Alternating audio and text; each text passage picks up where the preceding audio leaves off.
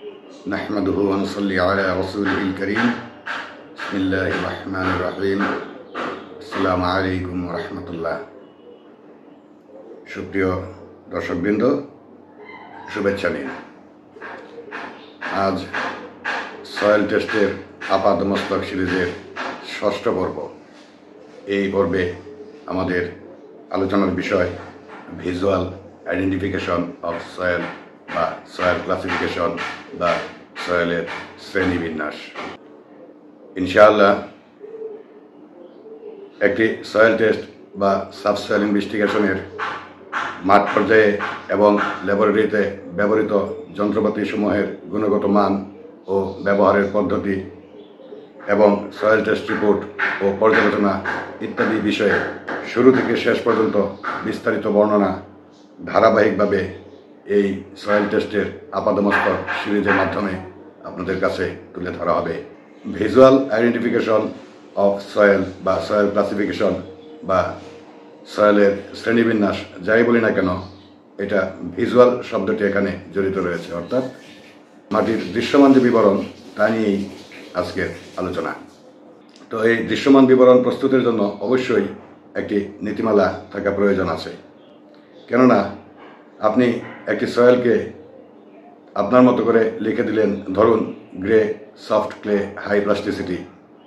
আপনি মাটিটা যে চিন্তা করে লিখলেন, আর যদি নীতিমালা না থাকে তাহলে আপনার ডিজাইন ইঞ্জিনিয়ার এই মাটিটাই অন্য চিন্তা করে অন্য কোনো স্যাম্পল যদি অনুমান করে, অর্থাৎ আপনি যে স্যাম্পলটাকে লিখেছেন grey, soft clay, high plasticity, আপনার ডিজাইন ইঞ্জিনিয়ার যদি তার মতো চিন্তা করে অন্য একটি স্যাম্পল ভেবে থাকে, তাহলে এখানে একটা দূরত্ব তৈরি হবে নিশ্চয়ই।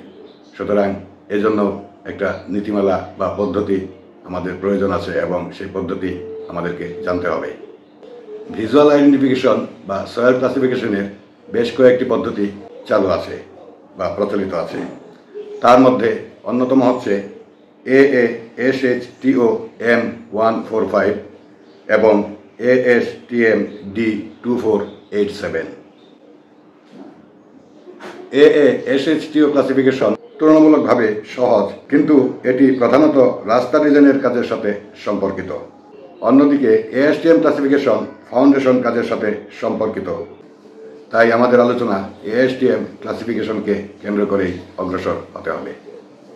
যদি আমরা একটা বোরহোলের প্রত্যেকটা ডিস্টার্বড এবং আনডিস্টার্বড স্যাম্পলের উপর কয়েকটা আলাদা আলাদা পদ্ধতিতে সয়েল ক্লাসিফিকেশন প্রয়োগ করতে চাই, তাহলে আজকের আলোচনায় যেমন অযথা অনেক সময় নষ্ট হবে, তেমনি বোর লোকশিটে উল্লেখ করাও অনেক জটিল হয়ে উঠবে এবং বোর লোকশিট স্টাডি করাও যথেষ্ট কষ্টসাধ্য হবে। এসব বিবেচনায় Bangladesh national building code ASTM-D2487 পদ্ধতি নির্ধারণ করে দিয়েছে, যা USCS বা ইউনিফাইড সয়েল ক্লাসিফিকেশন সিস্টেম নামেও পরিচিত। USCS বা ইউনিফাইড সয়েল ক্লাসিফিকেশন সিস্টেমের উপর আমরা বিস্তারিত বিবরণ সম্বলিত একটি স্বতন্ত্র পর্ব নিয়ে আসবো ইনশাআল্লাহ। আপাতত প্রাথমিক ধারণা নিয়ে অগ্রসর হব। সয়েল রিপোর্ট প্রস্তুতের সময় প্রত্যেকটা বোরহোলের প্রত্যেকটা ডিস্টার্বড ও আনডিস্টার্বড স্যাম্পলের উপর UCS বা ইউনিফাইড সয়েল ক্লাসিফিকেশন পদ্ধতিতে ক্লাসিফিকেশন করে সংশ্লিষ্ট বোর লোকশিটে উল্লেখ করতে হয়। অন্যদিকে USCS বা ইউনিফাইড সয়েল ক্লাসিফিকেশন সিস্টেম আমাদেরকে এমন কোনো তথ্য সরবরাহ করে না যা মাটির বিয়ারিং ক্যাপাসিটি সম্পর্কিত, যেমন মাটির কোহেশন বা পিচ্ছিলতা, মাটির ফ্রিকশন অ্যাঙ্গেল, ঘনত্ব, শিয়ার স্ট্রেন্থ ইত্যাদি ASTM ক্লাসিফিকেশন আমাদেরকে সরবরাহ করে না। সুতরাং USCS ক্লাসিফিকেশন থেকে সরাসরি মাটির বিয়ারিং ক্যাপাসিটি জানা যায় না, যদি না SPT বা N ভ্যালু অথবা শিয়ার স্ট্রেন্থ জানা থাকে। তাই তুলনামূলকভাবে ছোট স্থাপনার ক্ষেত্রে স্বাভাবিক সয়েল টেস্টের বেলায় খরচ কমানোর সুবিধার্থে প্রত্যেকটা ডিস্টার্বড ও আনডিস্টার্বড স্যাম্পলের ক্লাসিফিকেশনের পাশাপাশি কিছু কিছু স্যাম্পলের কিছু কিছু বৈশিষ্ট্য, যেমন LLPL, natural moisture, specific gravity, unconfined shear strength, internal friction angle, grain size distribution, মাটির ঘনত্ব ইত্যাদি নির্ণয়ের জন্য কিছু ল্যাবরেটরি টেস্ট ও সম্পাদন করতে হবে। আর বড় স্থাপনার ক্ষেত্রে এসব ল্যাবরেটরি টেস্টের পরিমাণ একটু বেশি বেশি হতে হবে। অন্ততপক্ষে প্রত্যেকটা লেয়ার পরিবর্তনের সময় বা লেয়ার চেঞ্জের সময় যে স্যাম্পল নেওয়া হয় সেই সব স্যাম্পলে একটি একটি করে টেস্ট সম্পাদন করা অবশ্যই প্রয়োজন। তবে স্যাম্পলগুলি অবশ্যই আলাদা আলাদা গভীরতার হতে হবে। অবশ্য ওয়াটার স্ট্রাকচার ছাড়া অন্য কোনো স্থাপনার ক্ষেত্রে গ্রেইন সাইজ ডিস্ট্রিবিউশন টেস্ট প্রযোজ্য নয়, কেননা গ্রেইন সাইজ ডিস্ট্রিবিউশন রিপোর্ট সাধারণত সিল ফ্যাক্টর ও স্কাউরিং ডেপথ নির্ণয়ের কাজে ব্যবহার করা হয়। আর মাঠ পর্যায় হতে এন ভ্যালু সংগ্রহ করে বোর্ড লোডশিটে সন্নিবেশিত করতে হয়। এন ভ্যালুর উপর বিস্তারিত বিবরণ সম্বলিত কয়েকটি পর্ব সামনে আসবে ইনশাআল্লাহ। ASTM D2487 ক্লাসিফিকেশন সম্পর্কে বিস্তারিত বুঝতে হলে আমাদেরকে একটু AASHTO M145 ক্লাসিফিকেশনের উপর সম্যক ধারণা নিতে হবে। আমরা ইতিমধ্যে জেনেছি যে সাবসয়েল ইনভেস্টিগেশন বা সয়েল টেস্ট কাজে একটা বোরহোলের প্রত্যেকটা স্যাম্পলের ভিজুয়াল আইডেন্টিফিকেশনের মাধ্যমে ক্লাসিফিকেশন করে বোর্ড লোডশিটে যথাযথভাবে সন্নিবেশিত করতে হয়। যদি মাটির কয়েকটা সাধারণ দৃশ্যমান বৈশিষ্ট্য একত্রিত করে একটি স্যাম্পলের বর্ণনা তৈরি করা যায়, তাহলে একজন ডিজাইন ইঞ্জিনিয়ার প্রাথমিকভাবে মাটির নেচার বা চরিত্র সম্পর্কে একটা মোটামুটি ধারণায় উপনীত হতে পারবেন। এখন আমরা AASHTO M145 ক্লাসিফিকেশন অনুযায়ী মাটির এই সাধারণ দৃশ্যমান বৈশিষ্ট্যগুলি সম্পর্কে একটু আলোকপাত করব। AASHTO M145 ক্লাসিফিকেশন সাধারণত একটি স্যাম্পলের 5টি বৈশিষ্ট্য একত্রিত করে এই বিবরণটি তৈরি করা থাকে। বৈশিষ্ট্য 5টি হচ্ছে: 1. রং, যেমন গ্রে, রেডিশ, ইয়েলোইশ, ব্রাউনিশ ইত্যাদি। 2. কনসিস্টেন্সি বা কম্প্যাক্টনেস, যেমন সফট, ডেন্স ইত্যাদি। পার্টিকেল সাইজ, যেমন ক্লে, সিল্ট, স্যান্ড, গ্র্যাভেল ইত্যাদি। কোহেসিভনেস, যেমন high plasticity, low plasticity, medium plasticity, no plasticity ইত্যাদি। অর্গানিক, ইনঅর্গানিক, স্যাম্পলে যদি অর্গানিক উপস্থিত থাকে তাহলে অবশ্যই তা বিবরণে উল্লেখ করতে হয়। 1-2টা উদাহরণের মধ্য দিয়ে বিষয়টা পরিষ্কার করা যাক। ধরুন একটি স্যাম্পল, তার বিবরণ হচ্ছে grey soft clay of medium plasticity. আরেকটি স্যাম্পল ধরুন ব্রাউনিশ ডেন্স সিল্টি ফাইন স্যান্ড। তো এই স্যাম্পলগুলি যদি যথাযথভাবে বিবরণ তৈরি করা যায় তাহলে একই পদ্ধতি অনুসরণ করে আপনার ডিজাইন ইঞ্জিনিয়ার স্যাম্পলের বা মাটির ধরনের প্রকৃত চরিত্র বা চেহারা জানতে পারবেন। এবার AASHTO ক্লাসিফিকেশন অনুযায়ী মাটির এই 4টা বৈশিষ্ট্য কিভাবে বুঝব সেই সম্পর্কে একটু আলোচনা করা যাক। 1 নম্বর, মাটির রং। রং এর সাধারণ ধারণা অনুযায়ী আমরা মাটির রং নির্ধারণ করব, যেমন গ্রে, রেডিশ, ইয়েলোইশ, ব্রাউনিশ ইত্যাদি। মনে রাখতে হবে সাবসয়েল লেয়ারে মাটির হিউমাস কম থাকার কারণে রঙগুলি সাধারণত গাঢ় বা কড়া হয় না, এগুলি হালকা বা ছায়ার মতো হয়ে থাকে।